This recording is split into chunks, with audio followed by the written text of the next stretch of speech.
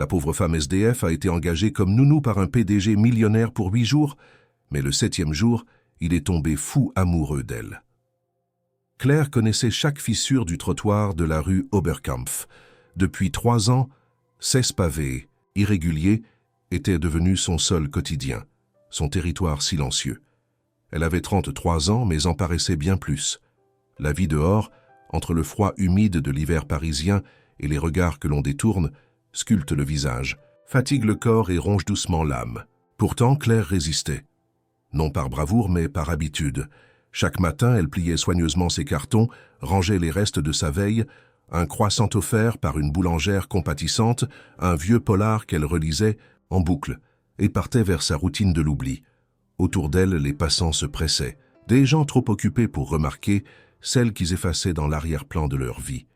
Claire savait se rendre invisible. Elle évitait les confrontations, fuyait les attroupements et se fondait dans les ombres des vitrines. Sa seule compagnie, stable, était un vieux chien bâtard, Moka, qui dormait enroulé contre elle sous les arcades de la station. Ensemble, ils formaient une silhouette muette, un détail ignoré du décor parisien. Ce matin-là, pourtant, la mécanique bien huilée de son invisibilité se brisa. Il faisait encore gris, comme souvent en mars. Le ciel bas semblait se coller qu'au toit, et l'air sentait la pluie imminente. Claire s'apprêtait à traverser la rue du Faubourg du Temple pour rejoindre une association qui distribuait des repas chauds. Soudain, un cri strident fusa à sa gauche. Elle tourna la tête, juste à temps pour voir un petit corps vaciller sur la chaussée. Une fillette, 5 ou 6 ans tout au plus, venait de se détacher de la main distraite d'une adulte absorbée par son téléphone. L'enfant courait, droit vers le trafic, inconsciente du danger. Un scooter approchait à vive allure. Claire ne pensa pas. Elle courut. Dans un réflexe presque animal, elle jaillit sur la route, attrapa la fillette par la taille et roula avec elle sur le trottoir, opposé. Le scooter passa à quelques centimètres, klaxonnant avec rage. La scène dura 3 secondes. 3 secondes qui déchirèrent le voile de son anonymat. Autour d'elle, le monde s'était figé. Des visages s'étaient tournés, des bouches s'ouvertes, en silence. Claire, haletante, le cœur battant à rompre sa poitrine, regardait la fillette, indemne, qui la fixait avec de grands yeux ronds. Un homme surgit. Il prit l'enfant dans ses bras sans un mot, puis, jetant un regard rapide à Claire, partit précipitamment. Quelques applaudissements gênés éclatèrent, puis le flot de la vie reprit. Les gens reprirent leur marche, leur téléphone, leur indifférence. Mais une voiture noire, arrêtée non loin, ne redémarra pas.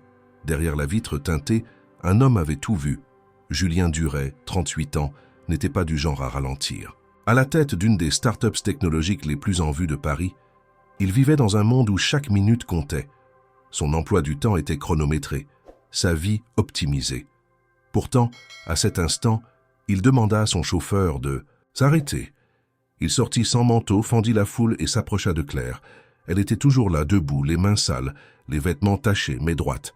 « Vous allez bien ?» demanda-t-il, sa voix basse et précise.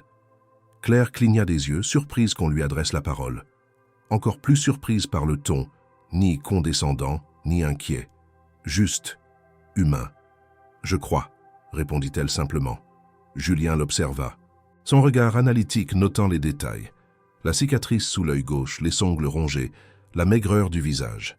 Mais aussi l'intelligence calme dans le regard, la dignité dans la posture. « Je m'appelle Julien Duret, dit-il. Je vous ai vu. Ce que vous avez fait. C'était courageux. » Claire haussa les épaules. C'était normal. « Non, dit-il. Après une pause, ce n'est pas normal. C'est rare. » Elle s'apprêtait à partir. Elle n'aimait pas les longues conversations, surtout avec des gens bien habillés. Mais Julien ajouta, presque distraitement, « Vous accepteriez de prendre un café ?» Claire le fixa incrédule. Était-ce une moquerie, une caméra cachée? Mais son estomac, vide depuis la veille, envoya une protestation éloquente. Elle hocha la tête. Ils marchèrent jusqu'à un bistrot de coin. Les gens regardaient, étonnés, cette femme aux habits troués entrer dans un café chic accompagné d'un homme en chemise blanche. Mais Julien ne semblait pas y prêter attention. Une fois assis, après que Claire eut englouti un pain au chocolat en silence, il la fixa à nouveau. « J'ai une proposition étrange à vous faire, dit-il. Les coude posé sur la table. Claire fronça les sourcils. « J'ai besoin de quelqu'un pour garder ma fille pendant 8 jours. Sa nourrice habituelle est en congé, et je ne fais confiance à personne d'autre pour l'instant. » Claire éclata d'un rire sec. « Vous plaisantez ? » ?»« Non, » répondit-il. « Je suis sérieux. Ce que vous avez fait ce matin prouve plus que n'importe. » Quel CV, elle hésita. C'était absurde, inimaginable. Et pourtant, son regard glissa vers la tasse de café fumante, vers le sucre encore intact. 8 jours, un toit, un lit chaud, peut-être même un peu de silence. Elle hocha la tête, presque à contre-cœur.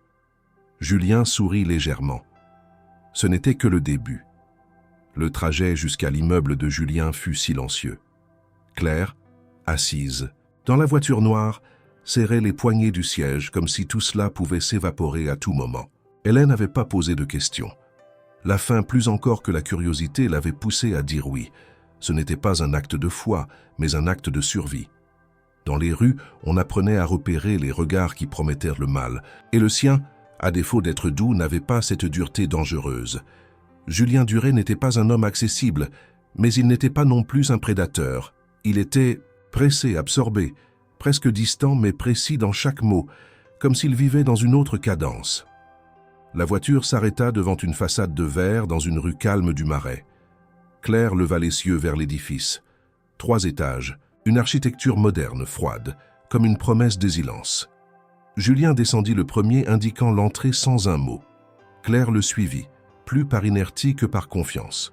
Le hall était vide, impersonnel, comme un musée sans tableau. À l'intérieur, le marbre blanc renvoyait la lumière du jour, et le bruit de ses semelles usées semblait déplacé, presque coupable. Julien ouvrit l'ascenseur avec une clé magnétique. Dans l'habitacle, ils ne parlèrent pas. Elle sentait l'odeur discrète de son parfum, quelque chose de cher et discret, loin des effluves sucrés des parfumeries populaires. Quand les portes s'ouvrirent, ils se retrouvèrent dans un appartement silencieux, immaculé, presque irréel. Le parquet brillait, les murs arboraient des œuvres d'art modernes et un canapé beige dominait le salon. Tout respirait l'ordre, l'argent et l'absence. Camille, 5 ans, apparut au bout du couloir, tenant une peluche contre sa poitrine. Elle ne courut pas vers son père. Elle s'arrêta net, scrutant Claire avec méfiance. Julien s'accroupit. « Camille, voici Claire. Elle va rester avec toi quelques jours pendant que Sylvie est en voyage. » La petite fille ne répondit pas. Elle avait des cheveux bruns épais et des yeux sombres, presque identiques à ceux de son père, mais dénués d'expression.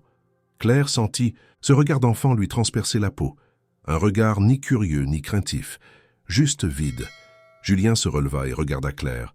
« Je dois retourner au travail dans 1 heure. Il y a quelques règles.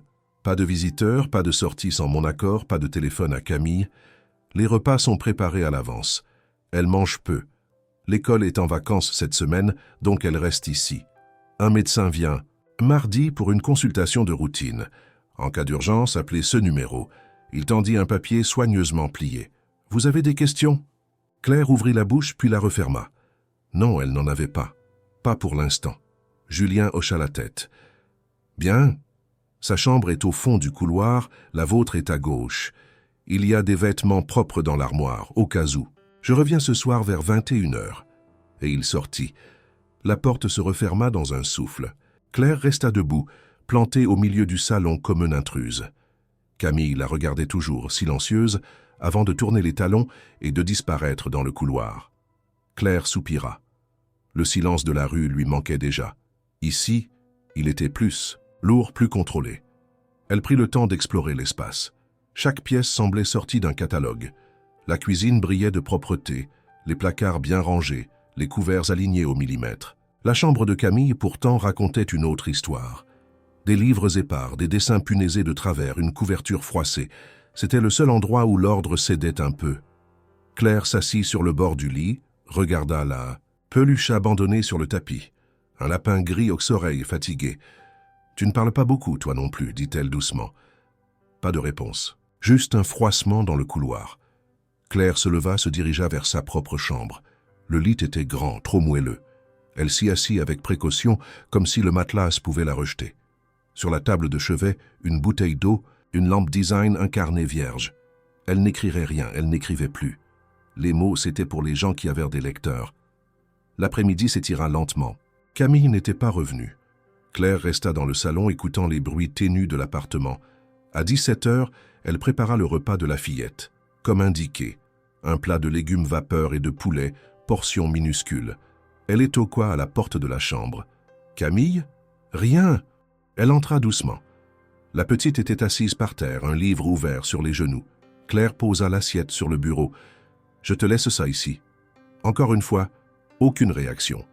Claire se retira. Le soir tomba.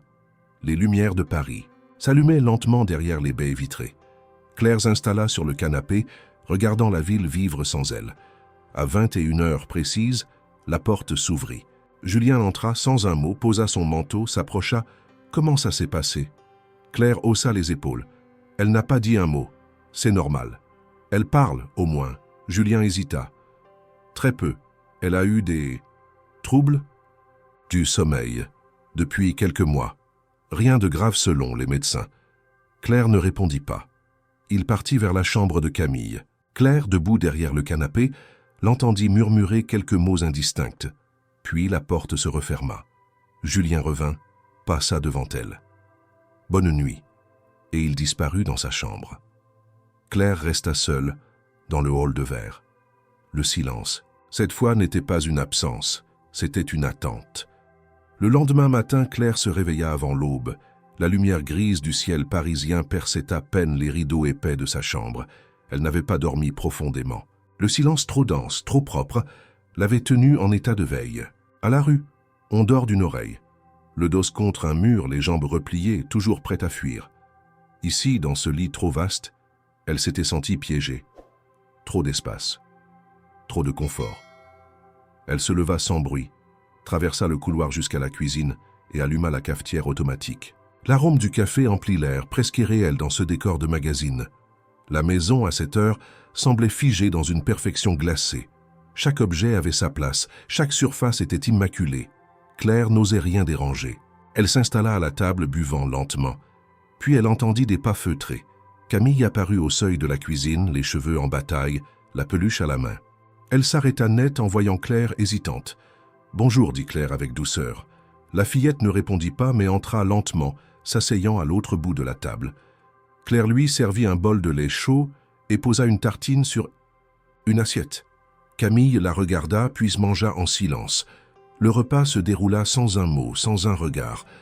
Mais pour Claire, ce simple fait, la présence, la routine, le geste partagé représentaient déjà un début. Après le petit déjeuner, Camille retourna dans sa chambre sans attendre. Claire en profita pour explorer un peu plus.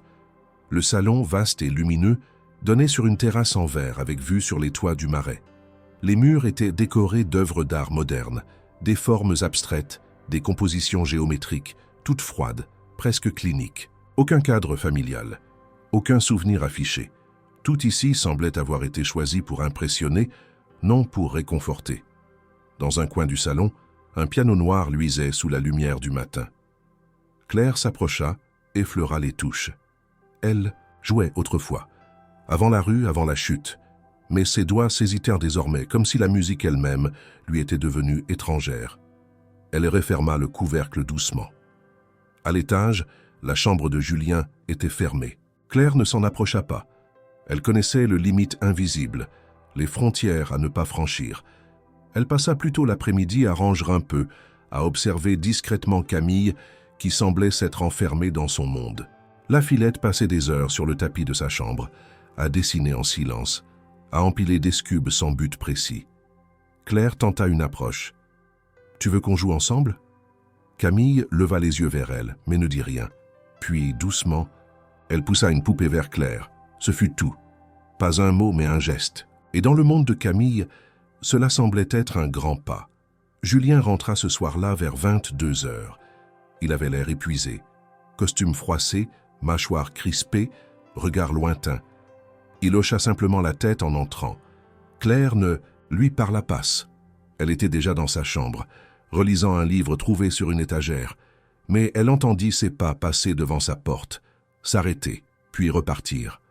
Le troisième jour, Claire sentit que quelque chose changeait imperceptiblement. Camille se tenait plus près d'elle. Lorsqu'elle lisait à voix haute, la fillette ne s'éloignait pas. Elle dessinait des silhouettes qui ressemblaient vaguement à 3 personnes, une grande, une moyenne, une petite.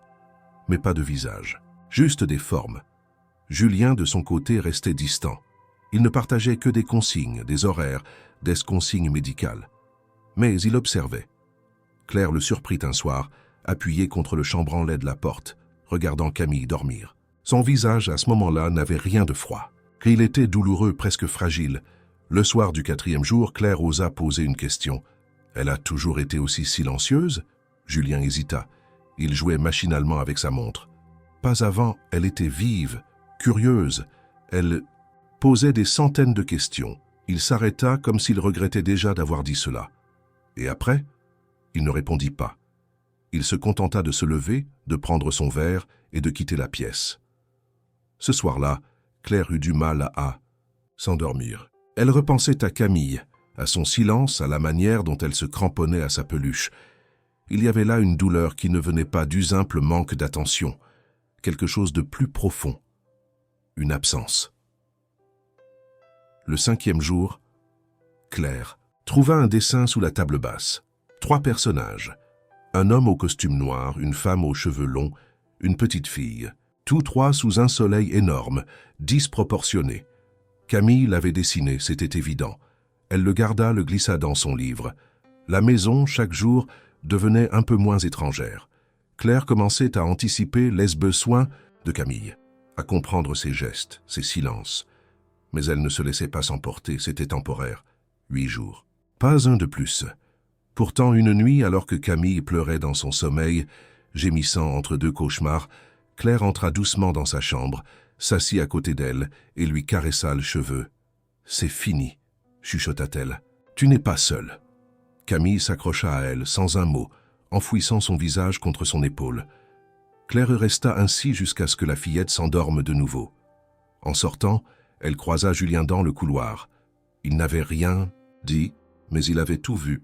Et dans son regard, il y avait une fissure, minuscule, mais réelle. Les jours semblaient étirer leur silence dans l'appartement de verre, mais les nuits, elles, appartenaient au chaos feutré des pleurs étouffés, des frissons et des appels que personne n'osait formuler à voix haute. Dès la tombée du jour, une tension discrète envahissait les couloirs. Camille devenait plus nerveuse. Elle regardait la porte de sa chambre avec appréhension, serrait plus fort sa peluche et ne répondait plus aux questions de Claire, même les plus simples. Le dîner était expédié en silence, et dès que l'horloge indiquait 20 heures, la fillette commençait à résister, refusant de se préparer pour dormir. Elle repoussait le pyjama, boudait la salle de bain et s'accrochait aux objets du salon comme pour éviter d'être enfermée dans la nuit. La première nuit, Claire avait tenté de la coucher en douceur, respectant les instructions laissées par Julien. Pas d'écran, pas de lumière allumée, elle doit dormir seule. Mais à peine la porte fermée, les hurlements avaient commencé. Des cris perçants, déchirants, comme si Camille vivait un cauchemar éveillé. Claire avait d'abord attendu, croyant à un caprice. Mais après 10 minutes d'un supplice auditif qui lui glaça les entrailles, elle était entrée. Camille s'était recroquevillée au pied du lit, tremblante, le visage humide. Claire s'était accroupie sans rien dire, lui tendant la main. La fillette l'avait regardée avec ce mélange d'espoir et de méfiance si propre aux enfants blessés. Puis, lentement, elle avait tendu ses bras et s'était blottie contre elle. Claire l'avait portée jusqu'au lit, l'avait couverte, était restée assise à ses côtés jusqu'à ce que la respiration de l'enfant se régularise. Julien, cette nuit-là, n'était pas rentré. La nuit suivante fut pire. Camille refusa de manger, resta prostrée dans un coin du canapé, ses yeux vides. Claire essaya de lui parler, de lire des histoires, de lui proposer des jeux. Rien n'y fit. À 21 heures, nouvelle crise. Cette fois, les cris s'accompagnèrent, 2 coups contre la porte, de sanglots et de paroles brisées. Camille répétait des mots que Claire ne comprenait pas, comme une prière répétée en boucle. Claire ne put s'empêcher d'ouvrir. Elle s'assit sur le lit, mais au lieu de prendre la fillette dans ses bras, elle chanta. Sa voix était rauque, incertaine, mais elle connaissait encore cette vieille comptine française que sa grand-mère lui chantait jadis. Au clair de la lune, mon ami Pierrot. Les notes flottaient dans l'air tiède de la chambre, hésitantes, mais sincères. Camille cessa de pleurer. Elle s'approcha lentement, posa sa tête sur les genoux de Claire. La chanson continua en boucle jusqu'à ce que l'enfant s'endorme. Claire resta figée, le dos courbé, les jambes engourdies. Mais elle ne bougea pas. Julien, ce soir-là, rentra plus tôt que prévu. Il s'immobilisa devant la porte entr'ouverte. Il vit Claire assise, la fillette endormie contre elle, et il ne dit rien. Il ne fit pas un bruit, se contentant de regarder. Dans ce tableau fragile, il y avait quelque chose qu'il n'avait pas vu depuis longtemps. Une paix désordonnée, une tendresse sans discours. Les nuits suivantes répétèrent ce même schéma, étrange. Camille refusait de dormir seule. Claire ne força pas. Elle restait dans la chambre d'abord en silence, puis de plus en plus souvent en chantant. Elle inventait de petites histoires, tissait des mondes imaginaires faits de forêts douces et d'animaux paisibles. Camille l'écoutait, sans répondre, mais ses paupières se fermaient plus vite, son souffle devenait plus calme. Julien, de son côté, restait en retrait. Il observait à distance. Il notait les changements, mais n'intervenait pas. Il ne posait pas de questions, mais son regard chaque soir cherchait celui de Claire comme pour y trouver une confirmation silencieuse que, malgré le silence, quelque chose avançait. Un soir, alors que Claire lisait un conte à Camille, la petite posa une question. « Tu vas partir ?» Claire resta figée un instant. Ce n'était pas le « tu restes ce soir », ni le « tu dors là ». Ça, c'était une question plus large, plus lourde. « Pas encore », répondit-elle. Camille ne réagit pas. Elle tourna la tête, s'enroula dans la couverture et ferma les yeux. Claire sentit son cœur se serrer. Les enfants de la rue ne posaient jamais cette question. Ils savaient déjà la réponse. Les nuits étaient devenues leur rituel. La chanson, la lumière tamisée, le souffle de Claire qui veillait. C'était devenu un rythme secret, une cadence que Julien semblait respecter sans se maudire. Il ne changeait rien à ses habitudes. Il rentrait tard, repartait tôt, donnait des instructions précises, mais il y avait dans ses gestes une nuance nouvelle. Moins de raideur, plus d'hésitation. Un matin, alors que Camille dormait encore, Julien s'attarda dans la cuisine.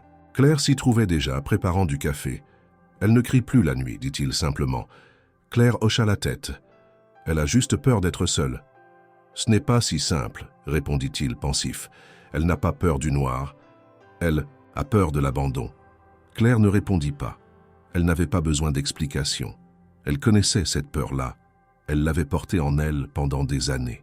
Elle savait ce que c'était que de dormir avec la certitude que personne ne vous chercherait jamais. Julien ajouta plus bas. Elle ne s'est jamais attachée à personne depuis le départ de sa mère, même pas à Sylvie.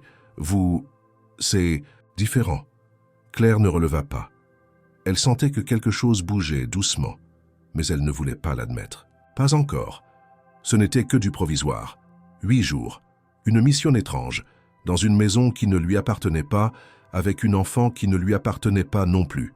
Pourtant, chaque nuit, quand Camille la cherchait du regard, Claire ne pouvait pas se convaincre qu'elle n'était qu'une passagère.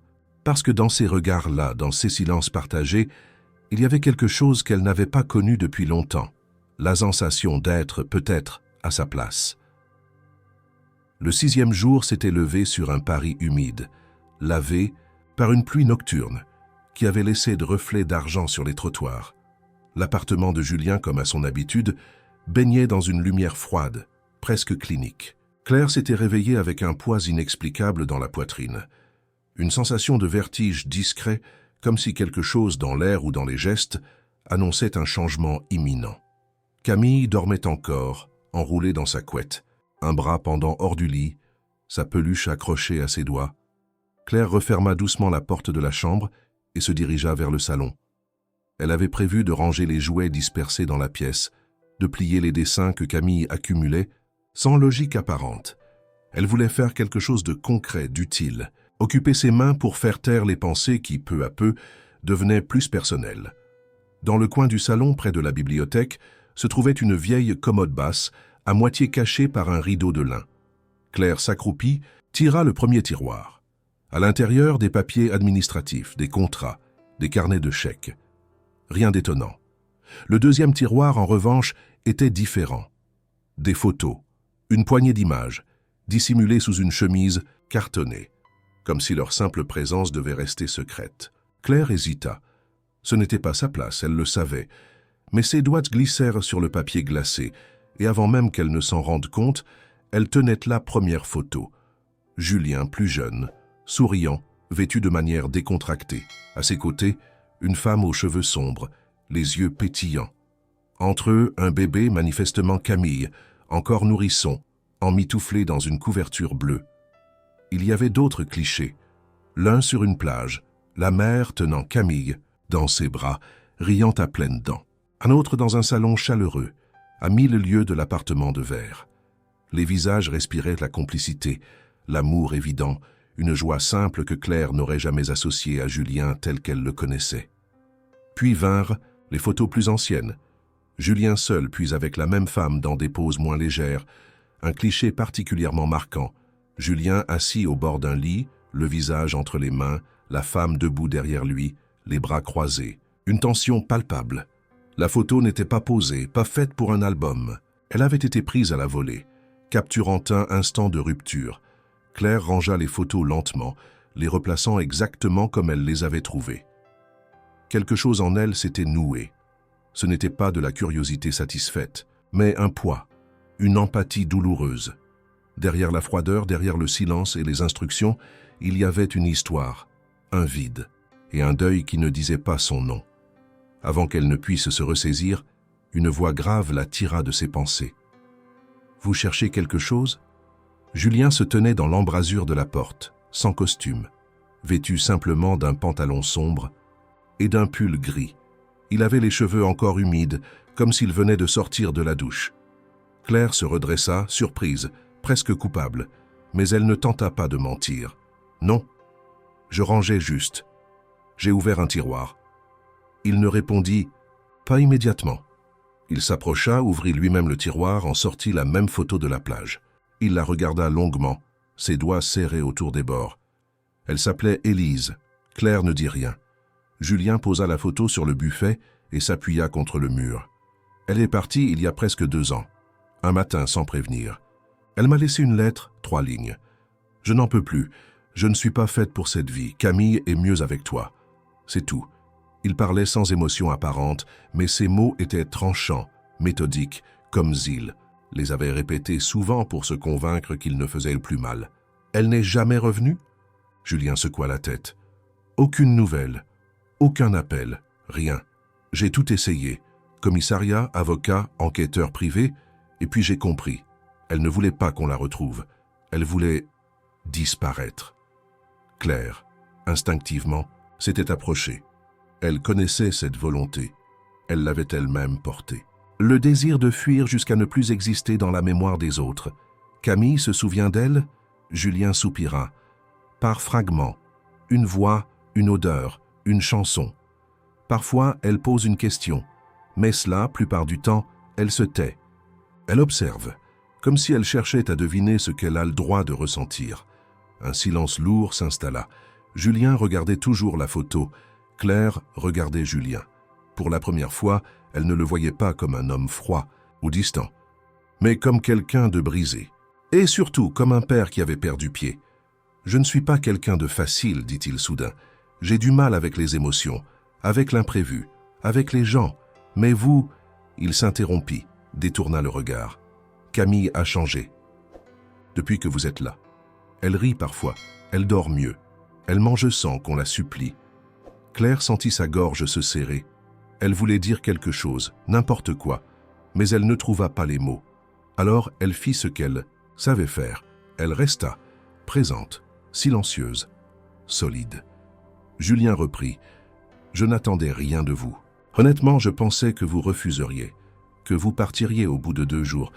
Mais vous êtes encore là et je suis reconnaissant. » Claire baissa les yeux. Ce n'était pas par bonté, c'était juste le moment. Il hocha la tête.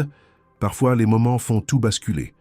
Il se détourna, reprit la photo, la glissa dans sa poche. « Ce soir, je serai là plus tôt. On dînera tous les 3. » Et il quitta la pièce. Claire resta seule, figée. Elle sentit un trouble qu'elle n'avait pas anticipé. Ce n'était plus seulement Camille, c'était aussi lui. Et elle. Et cette maison qui, lentement, cessait d'être étrangère. Ce soir-là, Claire sentit que l'air dans l'appartement portait une autre densité, une vibration inhabituelle. Julien, fidèle à sa parole, rentra bien plus tôt que d'habitude. Il était à la maison avant même que Claire ait eu le temps de préparer quoi que ce soit pour le repas du soir. Camille dessinait dans un coin du salon, et lorsqu'elle vit son père enlever sa veste et entrer dans la cuisine, elle ne broncha pas, mais ses yeux le suivirent avec une curiosité discrète. Julien, sans un mot, se mit à sortir des ingrédients du réfrigérateur. Claire, surprise, resta d'abord en retrait, observant. Il coupait des légumes avec méthode, préparait une poêle, disposait des couverts. Le voir agir ainsi, sans aide, dans cet univers si parfaitement maîtrisé, semblait incongru et profondément humain. « Vous cuisinez ?» demanda Claire doucement, presque sur un ton ironique mais sans moquerie. Julien haussa les épaules sans la regarder. Parfois, quand j'ai besoin d'occuper mes mains. Claire ne répondit pas, mais s'approcha, observant le balai précis de ses gestes. Il préparait un plat simple, des tagliatelles fraîches aux champignons avec une sauce à la crème. Pas de sophistication inutile, mais une attention sincère portée aux détails. Pendant qu'il s'affairait, elle mit la table. 3 assiettes, 3 verres, 3 couverts. Camille vint s'asseoir sans qu'on le lui demande, ce qui en soi était un événement. Elle regardait son père avec une intensité nouvelle, comme si elle tentait de deviner ce qu'il allait faire ensuite. Julien servit les assiettes, puis s'assit face à Claire, à la gauche de Camille. Un silence inconfortable s'installa d'abord, comme toujours dans les débuts de quelque chose. Puis Claire prit une bouchée, fit un léger signe de tête. « C'est bon, Julien. » Surpris, leva les yeux vers elle. « Merci. » Camille goûta prudemment, mâcha lentement, puis se remit à manger. Sans protestation, sans regard d'appel à l'aide vers Claire. Juste, naturellement. C'était la première fois que les 3 partageaient un repas sans tension, sans attente formelle, sans contraintes imposées. Julien se détendit peu à peu. Il raconta une anecdote de travail, une histoire anodine sur un employé qui avait confondu 2 réunions. Camille rit. Claire aussi. Pas un rire éclatant, mais un souffle léger, sincère. Le repas s'acheva dans une atmosphère inhabituelle. Camille débarrassa son assiette sans qu'on lui demande, puis regarda Julien. « Je peux regarder un peu la télé ?» Il hésita une seconde, puis acquiesça. 30 minutes. La fillette disparut dans sa chambre. Claire se leva pour aider à ranger la cuisine, mais Julien l'arrêta d'un geste. « Laissez, je le fais. Vous prenez un verre de vin ?» Elle hésita. Ce monde n'était pas le sien. Ce confort, ces gestes, cette invitation, elle n'y appartenait pas. Et pourtant elle répondit « Oui ». Il servit 2 verres, en tendit un à Claire, puis l'invita à s'asseoir dans le salon. Ils s'installèrent dans le canapé, à distance raisonnable. Le vin était sec, profond, aux arômes de cerises, noir et de bois. Claire le savoura lentement. Le silence n'était plus pesant, il devenait espace de respiration. « Vous avez toujours vécu ici ?» demanda-t-elle. « Non. Avant, c'était dans le 14e, près de Denfert-Rochereau. Plus petit, plus vivant. Élise aimait ce quartier. » Claire hocha la tête. Julien poursuivit plus lentement. « Après son départ, j'ai voulu reconstruire, pas la même chose. Quelque chose de neuf, mais j'ai oublié Camille dans le processus. J'ai cru qu'un endroit propre, sécurisé, beau, suffirait à tout réparer. Et ça ne répare rien, dit Claire doucement. Non, rien du tout. » Il se tourna vers elle. Ses yeux étaient sombres. Mais pour la première fois, ils ne semblaient pas défensifs. Ils étaient ouverts, bruts. « Vous avez quelque chose en vous, Claire, une façon d'exister. Silencieuse, mais forte. » Camille s'y accroche. « Moi aussi. » Peut-être. Elle détourna les yeux. « Je ne suis pas celle que vous croyez. Je ne suis pas une solution. Je suis juste de passage. » Peut-être. Mais parfois, les passagers changent la trajectoire du train. Ils burent en silence. Claire sentait en elle un trouble, un élan qu'elle refusait de nommer. Le visage de Julien n'était plus seulement celui d'un homme occupé, durci par les responsabilités. Il y avait de la tendresse sous cette surface. Une fatigue humaine, une faille. Quand Camille revint, frottant ses yeux, elle se jeta sans réfléchir sur les genoux de Claire. Un geste spontané, sans barrière. Claire la serra contre elle, naturellement. Julien les regarda quelques secondes, puis murmura « Merci ». Claire leva les yeux vers lui. Elle ne répondit pas. Elle n'avait pas besoin de mots. Ce qu'ils se partageaient à cet instant précis, dans le silence tiède de cet appartement si longtemps vidé de chaleur, suffisait. Rien n'était encore défini. Rien n'était encore dit. Mais quelque chose avait commencé. Quelque chose que ni l'un ni l'autre n'avait prévu. Le 7e jour s'annonça différent dès les premières lueurs du matin. Un vent inhabituel soufflait dans les rues de Paris, faisant claquer les volets et danser les branches des arbres dans un fracas chaotique. Le ciel d'un gris intense semblait écraser les toits de la ville sous sa lourdeur menaçante. Claire, réveillée plus tôt que d'ordinaire, sentit immédiatement dans l'air une tension qu'elle ne savait pas encore nommer, mais qui s'infiltrait entre les murs de l'appartement de verre. Camille aussi semblait agitée. Elle tournait en rond, refusait de s'habiller, repoussait sa tartine avec une obstination silencieuse. Claire tenta de lui lire une histoire, mais la fillette se leva au bout de 3 pages, alla s'asseoir dans un coin du salon et y resta la tête basse, les mains crispées autour de sa peluche. Julien, exceptionnellement, était encore là. Il consultait des emails sur sa tablette, mais jetait des coups d'œil réguliers à sa fille. L'atmosphère était saturée de non-dits. Vers la fin de la matinée, les premières gouttes de pluie commencèrent à marteler les vitres. Le vent s'intensifia, faisant vibrer les grandes baies vitrées du salon. Des rafales violentes courbèrent les arbres visibles depuis la terrasse. Claire ferma les rideaux. Camille sursauta à chaque bruit.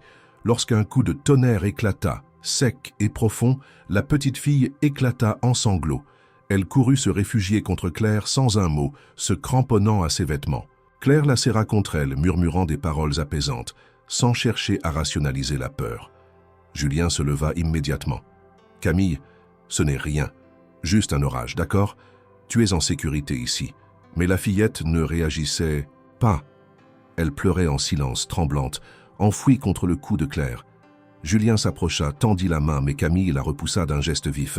« Elle a juste besoin de calme, » murmura Claire. « Elle a peur, pas de la tempête, de ce qu'elle lui rappelle. » Julien sembla sur le point de répliquer, mais se ravisa. Il se recula d'un pas, puis d'un autre, et alla s'asseoir dans le fauteuil. Ses épaules, habituellement droites, étaient voûtées. Ses doigts se crispaient autour de la coudoir comme s'il luttait contre quelque chose d'invisible. L'après-midi s'étira dans un silence pesant. La pluie tapait toujours contre les vitres, rythmée par des bourrasques soudaines. Camille ne quittait pas Claire d'une semelle. Elle refusait de jouer, de parler, de manger. Elle gardait les bras autour du cou de Claire, comme si s'en détacher était synonyme de disparition. Claire restait présente, sans la brusquer. Elle connaissait cette terreur-là, celle de perdre ce qui nous tient debout. Vers la fin de la journée, un court instant de répit s'installa. La pluie s'adoucit, le vent cessa. Camille s'endormit dans les bras de Claire sur le canapé. Julien était resté à la maison toute la journée, fait rare, prétextant que les conditions météorologiques rendaient les déplacements impraticables. Il avait répondu à quelques appels, brièvement, puis avait éteint son téléphone. Ce n'était pas un homme habitué à l'inactivité, mais il n'avait pas cherché à fuir la maison. Claire déposa doucement Camille dans sa chambre. Lorsqu'elle referma la porte, elle trouva Julien debout dans le couloir, les bras croisés. « Elle vous fait confiance, dit-il. Je crois qu'elle en avait besoin. Moi aussi. » Il y avait dans sa voix une fracture. Claire, sans répondre, se dirigea vers la cuisine. Julien la suivit.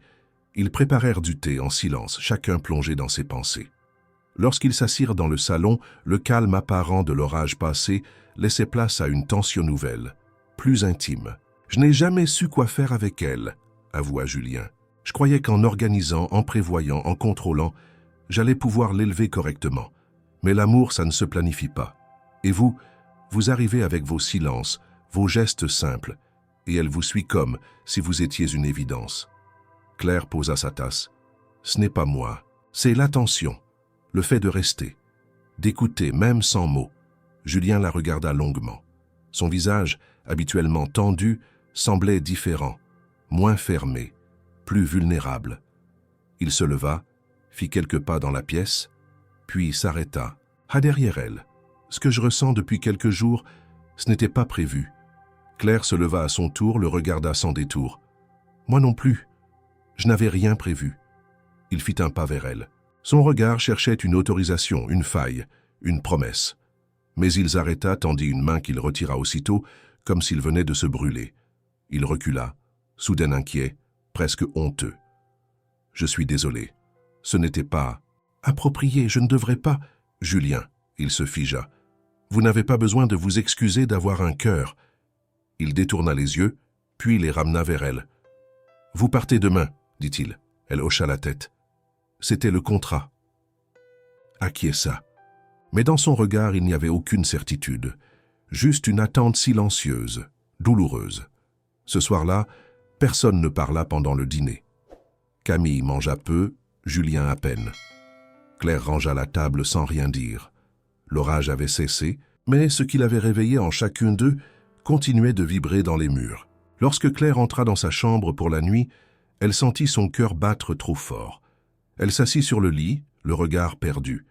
Elle ne voulait pas croire à une illusion, et pourtant, quelque chose en elle refusait de rester simple passagère. Dès les premières heures du 8e jour, l'appartement semblait étrangement calme, comme si chacun des objets avait senti l'imminence d'un changement. Claire se réveilla avec une sensation de suspension dans l'air, comme si tout ce qu'elle avait vécu jusqu'ici, chaque regard, chaque geste partagé, chaque silence apaisé, s'était accumulé pour culminer en ce jour. Elle descendit avant que Camille ne se réveille, fit chauffer du lait, découpa des fruits avec une lenteur presque cérémonielle. Elle savait que ce jour marquait la fin du contrat. 8 jours. C'était ce qu'on lui avait proposé, ce qu'elle avait accepté. Rien de plus, Julien, déjà vêtu, l'attendait dans la cuisine, les bras croisés, appuyés contre le plan de travail. Il avait ce regard qu'elle reconnaissait désormais, celui d'un homme qui mesure chaque mot avant de les laisser franchir ses lèvres. Il ne dit rien d'abord, juste un léger hochement de tête pour la saluer. Claire sentit son propre corps réagir. Son cœur accéléra, ses mains se figèrent un instant sur la planche à découper. « On peut parler ?» demanda-t-il enfin, d'un ton bas. Claire hocha la tête. Il l'invita à s'asseoir dans le salon. Camille dormait encore. Le moment était propice. Julien prit une grande inspiration, posa ses mains sur ses genoux, les serra comme s'il s'apprêtait à plaider une cause délicate. « Je sais que notre arrangement devait s'arrêter aujourd'hui, » commença-t-il. « Et je sais aussi que rien de ce que nous avons vécu n'était prévu, ni pour moi, ni pour Camille, ni pour vous. » Claire resta silencieuse. Elle sentait une forme de tension monter, mais elle refusait de l'interrompre. Julien continua, les yeux fixés sur un point imaginaire du sol. « J'ai vu Camille changer, elle dort mieux, elle rit, elle cherche votre main sans réfléchir. Aide-moi. Je me suis surpris à attendre vos pas dans le couloir, à écouter votre voix lorsqu'elle lit, à espérer que vous restiez un peu plus chaque soir. » Il releva enfin les yeux vers elle. « J'aimerais que vous restiez. » Claire ne répondit pas. Le mot flotta entre eux, suspendu dans le silence. « Je veux dire, pas seulement pour Camille, même si elle a besoin de vous, mais aussi parce que je crois que moi aussi, j'ai besoin de vous, d'une présence qui ne me juge pas, qui ne hait. Cherche rien, juste d'être là. » Il sortit une enveloppe de sa poche, la posa sur la table basse. Un contrat. Temps plein. Salaire stable. Logement ici. Statut légal. Vous serez libre de refuser. Je comprendrai. Claire le regarda. Il y avait dans ses yeux une sincérité désarmante. Rien de manipulateur, rien de stratégique. Juste un homme qui tendait une main maladroitement, mais avec conviction. « Vous croyez qu'on peut tout effacer ?» murmura-t-elle. « Non, je crois qu'on peut recommencer. Pas à zéro. » Mais autrement. Elle se leva, fit quelques pas dans le salon. Le parquet craquait doucement sous ses pieds nus. Elle s'arrêta devant la grande baie vitrée, regarda la ville se déployer au loin, les toits gris, les balcons fleuris, les antennes. Elle n'était pas d'ici, pas de ce monde. Elle venait de la rue, de l'oubli, des nuits froides contre le béton. Elle portait encore cette odeur de silence résigné, cette peur de croire à nouveau. « Et si je partais demain ?» demanda-t-elle sans se retourner. « Ce serait votre choix, mais vous laisseriez ici 2 personnes que vous avez changées. Pour de vrai. » Elle se retourna lentement. Julien ne s'était pas levé. Il l'observait vulnérable. « J'ai peur, avoua-t-elle. »« Moi aussi. » Elle revint s'asseoir plus près cette fois. Elle prit l'enveloppe, la regarda sans l'ouvrir. « Je dois réfléchir. Je n'attends pas une réponse maintenant. Prenez le temps. Mais sachez que cette maison ne sera plus la même sans vous. Et moi non plus. » Il se leva, s'éloigna sans ajouter un mot. Claire resta seule, l'enveloppe dans les mains. Elle la posa, se leva à son tour, alla rejoindre Camille qui venait de se réveiller. La fillette, les cheveux en bataille, tendit les bras vers elle. Claire l'embrassa sans réfléchir. Ce geste, désormais, était devenu naturel. Toute la journée, Claire resta troublée. Elle observait les détails, la façon dont Camille la regardait, les sourires qu'elle esquissait sans attendre de réponse, la manière dont Julien se montrait moins absent, plus présent, plus ancré. Elle sentait une forme d'équilibre se construire entre eux, fragile, imparfait, mais réel.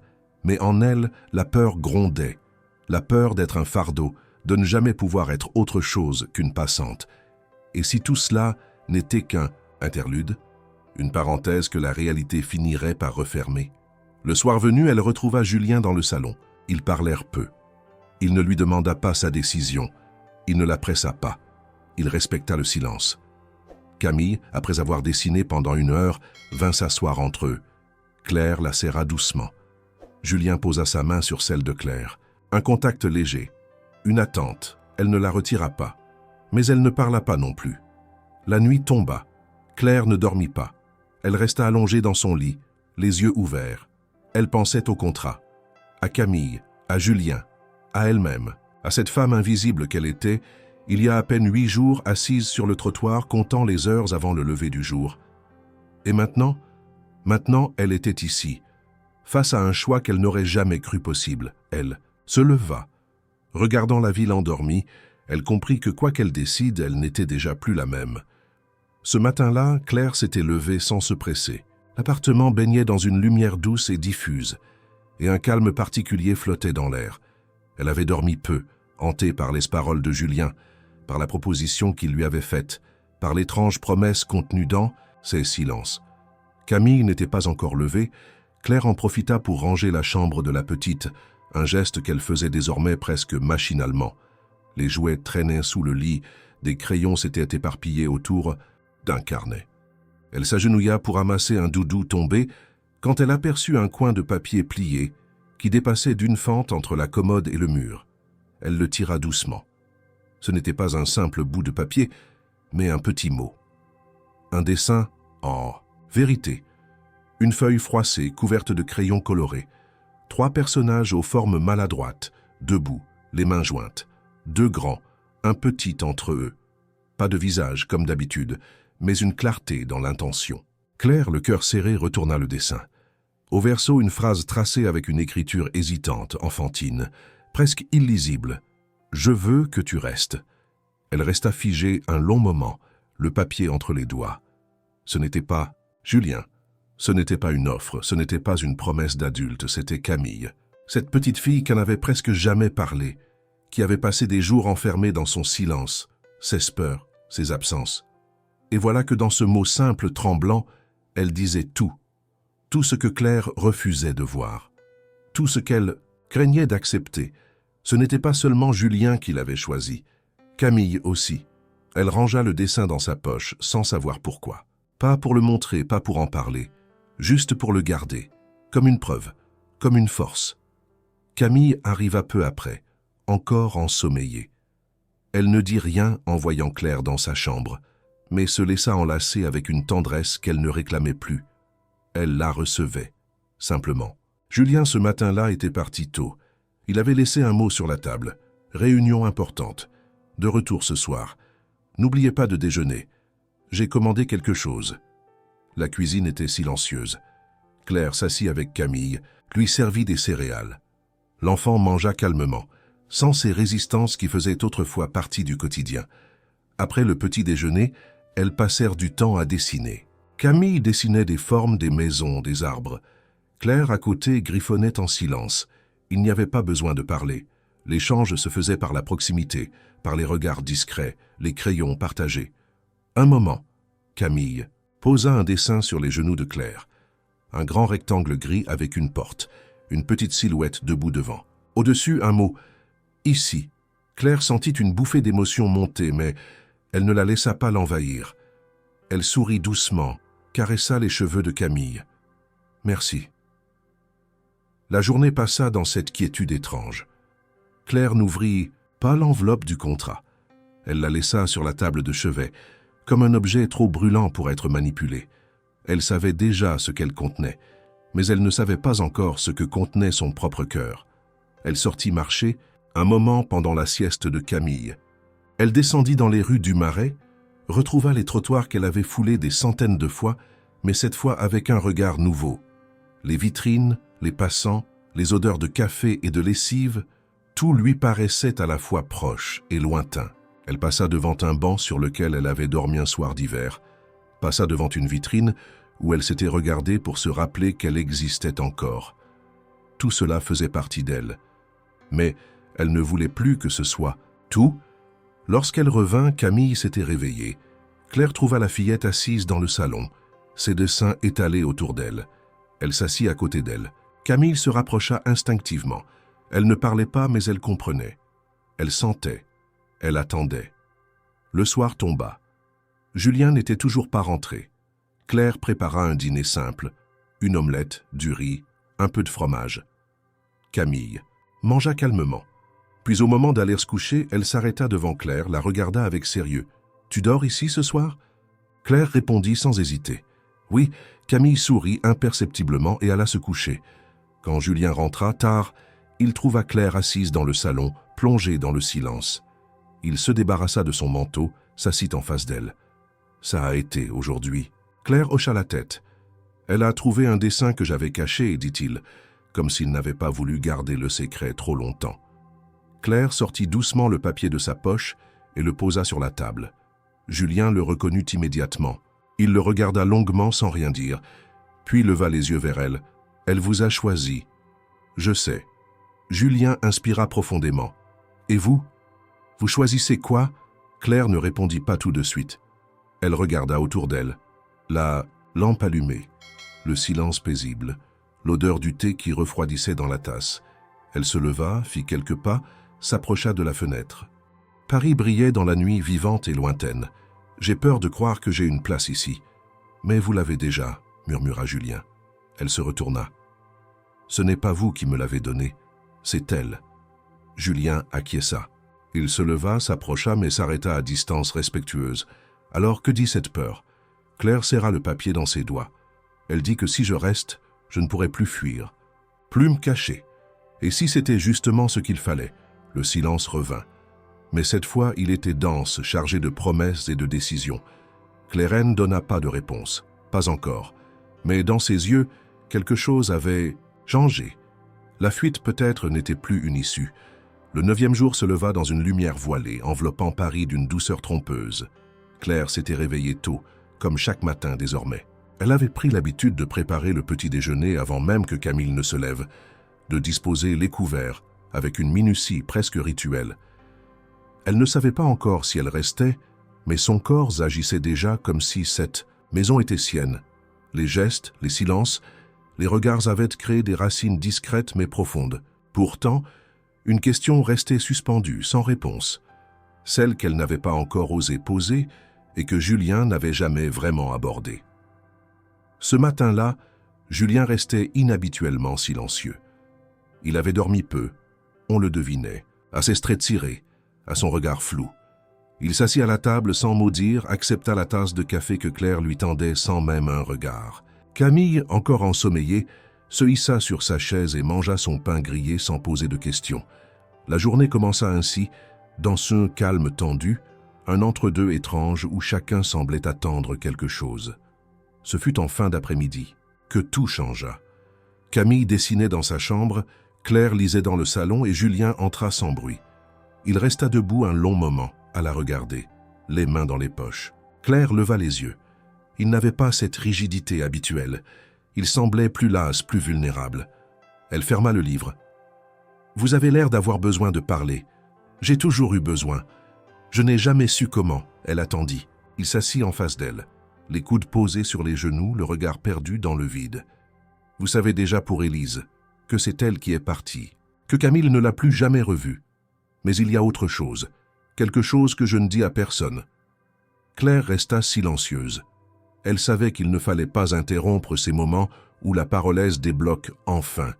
Elle ne m'a pas quitté à cause d'un autre homme, ni par égoïsme. Elle est partie parce qu'elle étouffait, pas à cause de Camille, non, à cause de moi. Il releva les yeux, cherchant la compréhension. J'étais obsessionnel, contrôlant, pas dans le sens violent, mais dans celui qui fait disparaître l'air. Je planifiais tout. Je voulais que tout soit parfait, même l'amour, même notre vie de famille. Elle n'avait plus de place, plus de spontanéité. Je surveillais tout, même ses gestes, même son sommeil. Je croyais que c'était de l'amour, c'était de la peur. Il inspira profondément. La peur que tout s'effondre. Alors je l'ai serrée trop fort, et elle est partie. Claire le regarda longuement. Ce qu'il disait n'était pas une confession de faute banale. C'était une révélation intime, celle d'un homme qui avait passé des années à refuser la responsabilité d'un abandon, jusqu'à comprendre qu'il l'avait précipité, sans violence mais avec rigueur. Et depuis, je fais pareil avec Camille. Je l'organise, je l'encadre, j'anticipe ses besoins, mais je n'écoute pas ses silences. J'ai construit cette maison comme une forteresse contre le chaos. Mais le chaos, c'est la vie. Claire s'approcha lentement. Elle s'assit à côté de lui, pas en face. Elle posa une main sur la sienne. On vous a appris à aimer comme on vous a appris à réussir, sans erreur, sans fragilité. Mais Camille n'a pas besoin d'un plan de vie. Elle a besoin de présence, de place. Julien serra sa main, presque sans y penser. Il baissa la tête. « Et vous, qu'est-ce qui vous a conduite là, sur ce trottoir, ce matin-là » Claire resta un moment figée. Elle n'aimait pas parler d'elle. Pas parce qu'elle en avait honte, mais parce que chaque mot ouvrait des portes qu'elle croyait verrouillées. Moi aussi j'ai étouffé.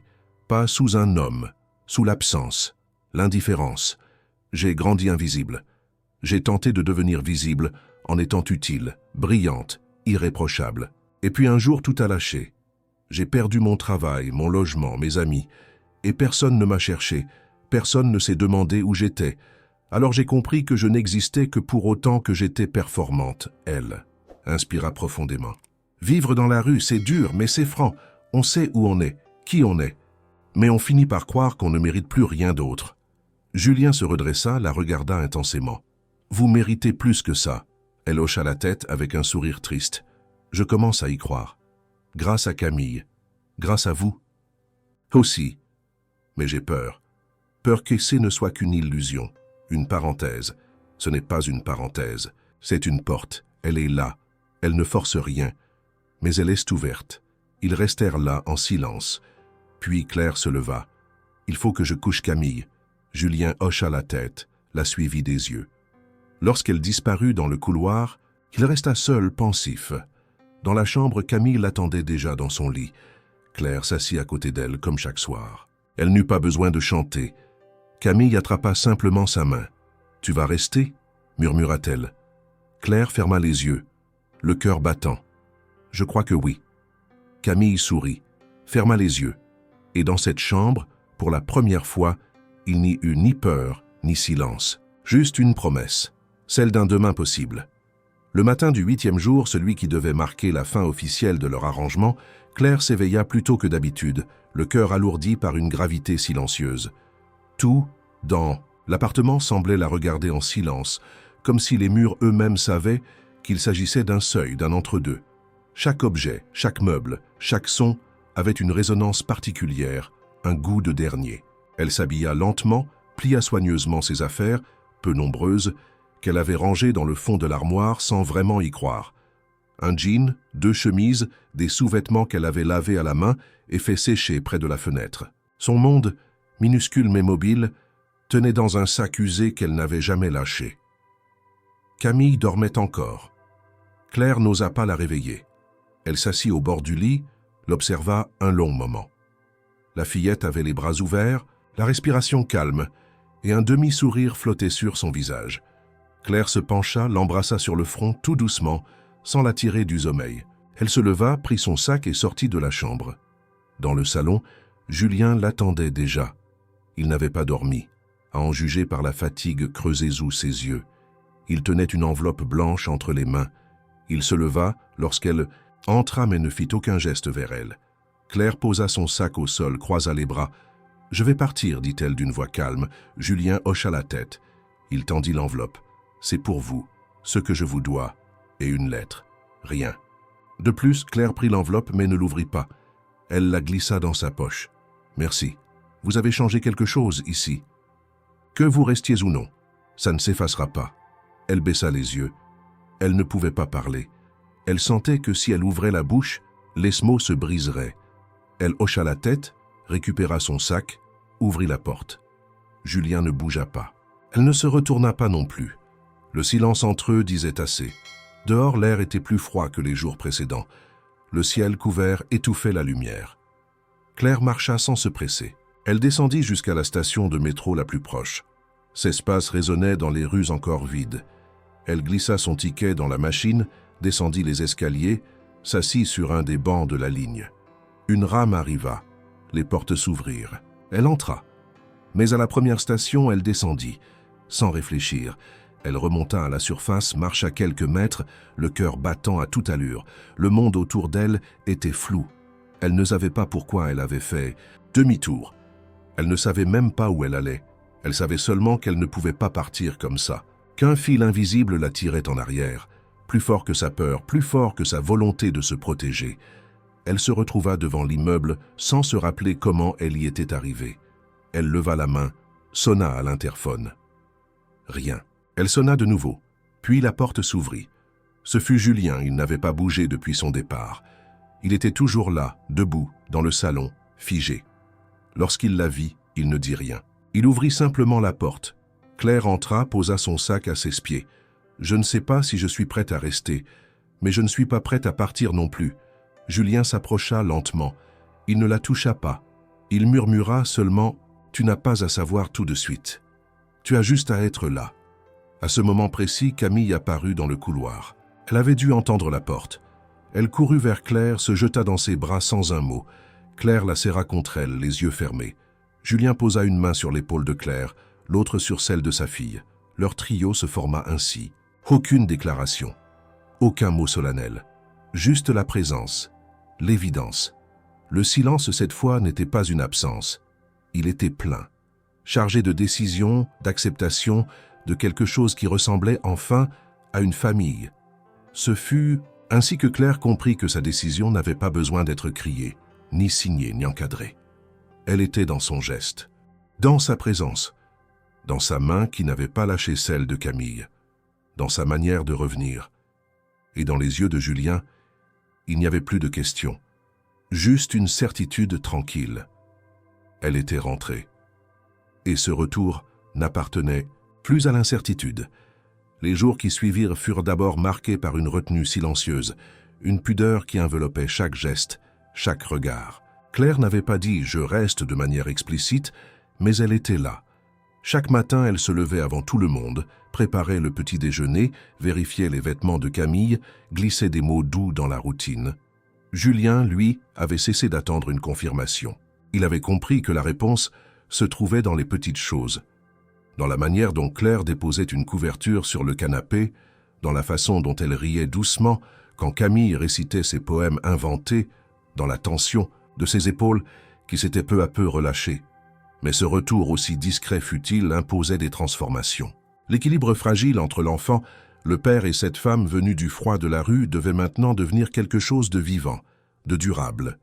Claire ne voulait pas être une invitée prolongée, une présence tolérée. Elle voulait mériter cette place, mais pas au prix d'effacer celle qu'elle était. Le premier défi surgit de l'intérieur. Claire, désormais installée dans une chambre qui n'était plus temporaire, se mit à douter. Le confort, l'ordre, la stabilité, tout cela la déstabilisait plus qu'elle ne l'aurait cru. Dans la rue, tout est urgence. Ici, tout était possible. Et cette possibilité lui faisait peur. Elle avait passé des années à survivre, à se méfier, à se taire. Maintenant, il lui fallait apprendre à exister dans un monde où on l'écoutait, où sa voix comptait. Elle parla à Julien un soir après que Camille se fut endormie. Ils étaient assis dans la cuisine, la lumière douce, le silence entre eux fluide. « J'ai besoin de construire quelque chose à moi, pas pour m'éloigner, mais pour ne pas me perdre. » Julien hocha la tête. « Tu n'es pas là pour remplir un vide. Tu es là parce qu'on veut que tu sois là. J'aimerais reprendre mes études. Je pensais à un cursus en travail social. Je veux comprendre comment. Aider sans me perdre. J'ai vu trop de choses dans la rue. Je veux m'en servir, pas les oublier. Julien sourit sans hésiter. Je peux t'aider à t'inscrire. Organiser ça. Mais tu mèneras ton chemin comme tu l'entends. Ce soir-là, Claire sentit un poids se dissiper.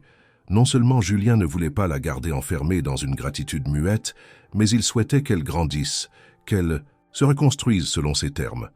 Ce n'était pas de la charité, c'était de l'acceptation. Camille, elle aussi, évoluait. Elle parlait plus, riait plus souvent, posait des questions avec une curiosité qu'elle avait longtemps enfouie. Elle montrait ses dessins à Claire, lui demandait de l'aide pour ses jeux, réclamait même des histoires inventées le soir. Elle ne demandait plus si Claire allait partir. Elle agissait comme si elle faisait déjà partie du quotidien. Une petite phrase pourtant, un soir, bouleversa Claire. Alors qu'elle bordait Camille, cette dernière lui dit dans un souffle « Quand je rêve, maintenant tu es dedans ». Claire sentit une larme lui monter aux yeux, mais elle la retint. Elle embrassa doucement le front de la fillette et resta là, jusqu'à ce qu'elle s'endorme. Peu à peu, Claire sortit de l'ombre. Elle accompagna Camille à une réunion d'école où elle se présenta comme une proche, sans avoir besoin d'étiquette. Les autres parents, d'abord surpris, virent vite en elle une femme douce, attentive, différente. Certains commencèrent à lui parler, à lui poser des questions. Elle ne cherchait pas à plaire. Elle cherchait à rester droite, digne, présente. Julien, de son côté, modifia ses propres habitudes. Il commença à rentrer plus tôt, à éteindre son téléphone au dîner, à écouter. Il ne devenait pas un autre homme, mais il apprenait à laisser une part de lui-même accessible. Un soir, alors qu'il et Claire lavèrent la vaisselle ensemble, il la regarda longuement puis dit « Je ne veux pas précipiter les choses, mais je sais que je ne veux plus imaginer cette maison sans toi. » Claire le regarda. Elle n'avait pas de réponse toute faite, mais elle savait qu'il ne s'agissait plus d'un abri temporaire. C'était une construction en cours, à 3 voies, à 3 rythmes. Le plus beau témoignage de ce changement vint de Camille, lors d'un dessin qu'elle réalisa à l'école. La maîtresse l'avait demandé de dessiner sa maison. Camille avait représenté une maison colorée, un grand soleil, un arbre et 3 personnages. Elle avait écrit en haut « Chez moi » et en bas les prénoms « Camille, Julien, Claire ». Lorsque la maîtresse montra le dessin à Claire en fin de journée, cette dernière le prit dans les mains avec délicatesse. Elle ne dit rien, mais en sortant de l'école, elle serra la main de Camille plus fort. Et ce soir-là, en rentrant chez elle, car c'était chez elle désormais, Claire sut que son retour n'avait pas été seulement un pas vers Julien et Camille, c'était aussi un retour vers elle-même, vers cette femme qu'elle croyait disparue et qui renaissait, un jour après l'autre dans un foyer reconstruit avec patience, douleur et tendresse. Les mois passèrent sans fracas. Lentement, Paris changeait de saison. Les feuillages viraient, odorés, les vitrines s'habillaient de nouvelles lumières, et dans ce mouvement discret, Claire continuait sa transformation. Plus personne ne l'appelait la femme de la rue. Ce passé, toujours là, n'était plus son identité. Il faisait partie d'elle, mais il ne la définissait plus. Elle avait traversé une frontière invisible, non pas celle du statut social ou du confort matériel, mais celle plus difficile à franchir de la reconnaissance. Elle existait, non pas en marge, mais au cœur installé dans une chambre devenue sienne. Claire poursuivait ses études en travail social avec détermination. Les cours, les lectures, les échanges avec d'autres étudiants, souvent bien plus jeunes qu'elle, lui demandaient un effort d'adaptation, mais elle ne reculait pas, son expérience parlait plus fort que les théories. Et peu à peu, elle découvrait qu'elle avait non seulement une mémoire, mais aussi une voix. Ses interventions en classe étaient écoutées avec respect. Certains enseignants commencèrent à lui demander son avis sur de projets d'inclusion. D'ancienne oubliée, elle devenait actrice d'un nouveau système. Julien, fidèle à sa parole, lui offrait l'espace nécessaire. Il n'avait jamais cherché à imposer un rôle, à baliser leurs liens selon des codes prédéfinis. Le lien entre eux avait évolué sans discours. Il laissait à Claire la liberté de revenir vers lui à son rythme, sans exiger, sans se presser. Et Claire, sentant cette patience respectueuse, se rapprochait davantage chaque jour. Ils partageaient les repas du soir, les inquiétudes de Camille, les courses au marché du samedi matin. Ils formaient une cellule vivante, pas parfaite, mais solide. Camille, elle, s'épanouissait. Sa parole, longtemps hésitante, s'était libérée. Elle riait, posait 1000 questions, chantait à voix haute sans la crainte d'être jugée. À l'école, ses enseignants notaient ses progrès. Elle dessinait toujours autant. Mais ses personnages avaient désormais des visages, des expressions. Et dans presque tous ses dessins, Claire apparaissait, parfois en robe, parfois avec un livre, à la main, parfois tenant la main de Julien. Elle faisait désormais partie du paysage intérieur de l'enfant. Un après-midi, alors que Claire l'aidait à ranger ses jouets, Camille demanda « Avant, tu habitais où ?» Claire réfléchit un instant. Elle ne voulait pas mentir. Elle ne voulait pas non plus que la douleur de son passé devienne une peur pour l'enfant. « J'ai habité dehors, répondit-elle, dans la rue, parce que je n'avais pas de maison. Mais j'ai survécu. Et maintenant, je suis ici. » Camille acquiesça avec une simplicité désarmante. « Maintenant, t'es chez toi, ces mots suffirent. » Claire sentit une chaleur monter dans sa poitrine. Elle caressa doucement les cheveux de la fillette et aucune autre réponse ne fut nécessaire. Les semaines s'enchaînèrent. Julien proposa à Claire de refaire la pièce de rangement du fond pour en faire un bureau à elle. Ils choisirent ensemble les meubles, les couleurs, les plantes. Claire décida d'y installer une bibliothèque, un tableau d'affichage pour ses cours et un petit fauteuil pour Camille, afin qu'elle puisse venir dessiner près d'elle.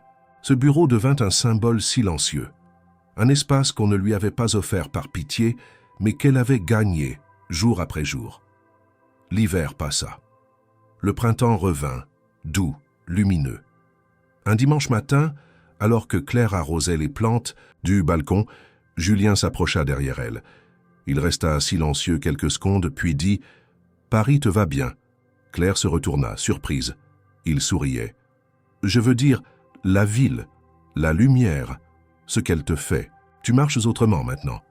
Tu regardes autrement. » Elle répondit simplement « Parce que je suis différente. Non. Parce que maintenant, tu sais que tu as le droit d'être toi. » Ce jour-là, ils marchèrent longtemps dans les rues du Marais. Camille courait devant eux riant, pointant du doigt les chiens, les vitrines, les pigeons. Julien et Claire marchaient côte à côte, leurs épaules se frôlant parfois. Ils ne parlaient pas beaucoup, ils n'avaient plus besoin d'expliquer. La vie s'écrivait dans leurs gestes. Le soir, de retour à l'appartement, Claire s'assit dans le fauteuil du salon. Elle regarda autour d'elle. La pièce n'était plus impersonnelle. Elle respirait désormais la vie.